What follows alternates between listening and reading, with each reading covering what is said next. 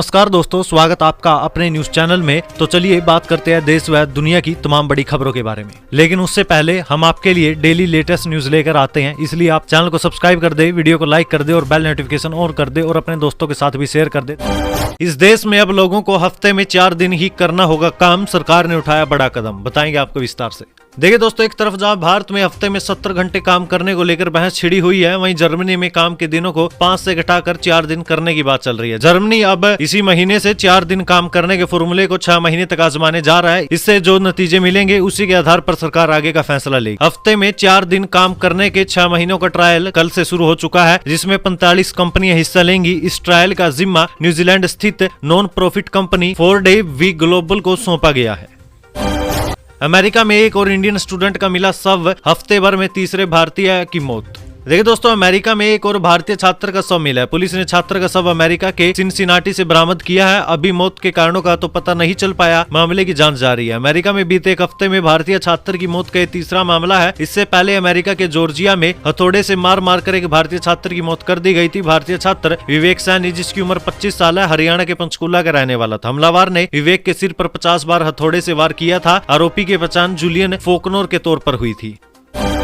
लक्षद्वीप को लेकर मोदी सरकार ने बजट में किया ये ऐलान, मालदीव को लगेगी मिर्ची। देखिए दोस्तों, मालदीव से जारी तनाव के बीच भारत सरकार ने 2024 के अंतरिम बजट में लक्षद्वीप को लेकर बड़ी घोषणा की है। कल अंतरिम बजट पेश करते हुए वित्त मंत्री निर्मला सीतारमण ने कहा कि सरकार केंद्र शासित प्रदेश लक्षद्वीप को पर्यटक स्थल के रूप में विकसित करने के लिए उसके बुनियादी ढांचे में सुधार पर पूरा जोर देगी। इसके अलावा सरकार पूरे देश भर में पर्यटन क्षेत्र में महत्वपूर्ण निवेश करेगी। वित्त मंत्री निर्मला सीतारमण ने वित्तीय वर्ष 2024-25 के लिए अंतरिम बजट पेश करते हुए कहा कि घरेलू पर्यटन के प्रति लोगों के बढ़ते उत्साह पर खरा उतरने के लिए लक्षद्वीप सहित हमारे अन्य द्वीप समूहों में भी पोर्ट कनेक्टिविटी, टूरिज्म इंफ्रास्ट्रक्चर और सुख सुविधाओं के लिए परियोजना शुरू की जाएगी। इससे रोजगार पैदा करने में भी मदद मिलेगी।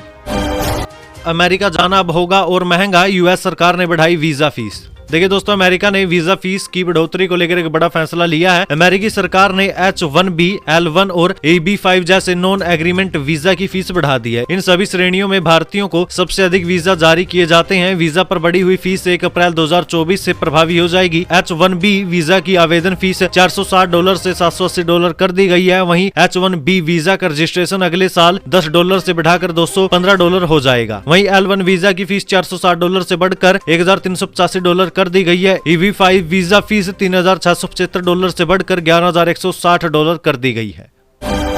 मक्का और मदीना की मस्जिद में निकाह को लेकर सऊदी अरब ने जारी किया ये आदेश। देखिए दोस्तों, अधिक से अधिक पर्यटकों और हाजियों को आकर्षित करने के लिए सऊदी अरब ने मक्का में ग्रैंड मस्जिद और मदीना में पैगंबर की मस्जिद में निकाह करने की अनुमति दे दी है। प्रधानमंत्री और क्राउन प्रिंस मोहम्मद बिन सलमान के नेतृत्व में सऊदी अरब अपनी रूढ़िवादी इस्लामिक छवि को बदलने की राह पर है। तेल से हो रही कमाई पर निर्भरता को कम करने के लिए सऊदी अरब खुद को नए तौर तरीके से पेश कर रहा है। क्राउन प्रिंस के नेतृत्व में सऊदी अरब वैश्विक जरूरतों और भविष्य को देखते हुए संस्कृति, पर्यटन और फैशन क्षेत्र में खुद को विकसित कर पहचान बनाने की कोशिश कर रहा है।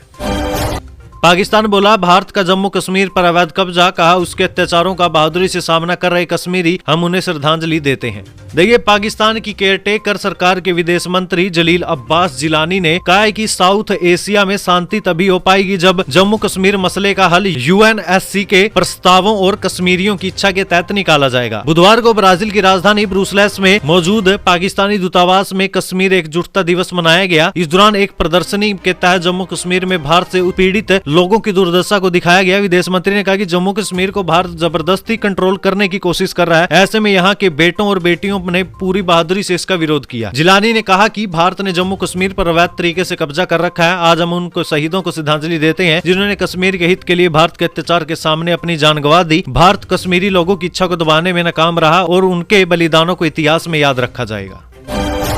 अब कपड़ा फैक्ट्री भी चलाएगी नेपाल आर्मी। पेट्रोलियम, कंस्ट्रक्शन और एजुकेशन सेक्टर में पहले ही एक्टिव PAK सेना भी बिजनेस करती है।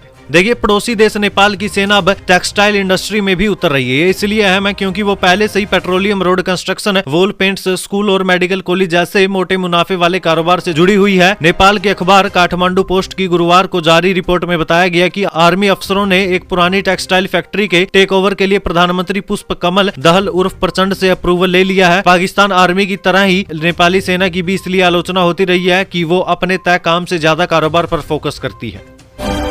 गाजा में 27,000 मौतें, इसमें 10,000 बच्चे। इजराइल 35 बंधकों के बदले 35 दिन के सीज फायर पर विचार कर रहा है। देखिए दोस्तों, चैनल 12 न्यूज के मुताबिक इजराइल की खुफिया एजेंसी मोसाद के चीफ डेविड बार्निया ने वॉर कैबिनेट के मंत्रियों को होस्टेज डील के बारे में जानकारी दी है। टाइम्स ऑफ इजराइल के मुताबिक उन्होंने कहा है कि होस्टेज डील के पहले चरण में 35 महिलाओं, बीमार, घायल और बुजुर्ग बंधकों की रिहाई शामिल होगी। इसके बदले 35 दिनों के लिए जंग रोकी जाएगी। दूसरे फेज में आदमी और हमास जिन लोगों को सैनिक कह रहा है उनकी रिहाई होगी। इसके लिए अन्य 7 दिनों के लिए जंग रोकने की योजना है। इधर करीब 4 महीने से जारी जंग में गाजा के 27,000 से ज्यादा लोग मारे जा चुके हैं। इसमें 10,000 से ज्यादा बच्चे हैं। इजराइल के 1200 लोग मारे गए थे। भारतीय पुजारियों को वीजा नहीं, ब्रिटेन के 50 मंदिर बंद। भारतीय मूल के पीएम ऋषि सुनक से भारतवंशी नाराज। नहीं दोस्तों, ब्रिटेन में रहने वाले हिंदुओं में भारतवंशी प्रधानमंत्री ऋषि सुनक के प्रति नाराजगी बढ़ रही है। सुनक सरकार भारतीय पुजारियों को वीजा जारी नहीं कर रही है। इससे ब्रिटेन के लगभग 500 में से 50 मंदिर तो बंद हो चुके हैं। तमाम मंदिरों में कई सारे काम बंद कर दिए गए हैं। दरअसल ब्रिटेन में करीब 20 लाख भारतीय हिंदू रहते हैं, जिनके लिए पुजारी महत्वपूर्ण होते हैं। पुजारी मंदिरों में सेवा कार्य के साथ साथ भारतीयों के गृह प्रवेश और विवाह समारोह भी संपन्न कराते हैं। बकिंगम में लक्ष्मी नारायण मंदिर के सहायक पुजारी सुनील शर्मा का कहना है कि सुनक सरकार से उम्मीद थी कि वीजा जारी करने की प्रक्रिया में तेजी आएगी। हिंदू होने के नाते ऋषि सुनक हमारी समस्याओं को समझेंगे, लेकिन सरकार ऐसा करने में अब तक विफल हो रही है।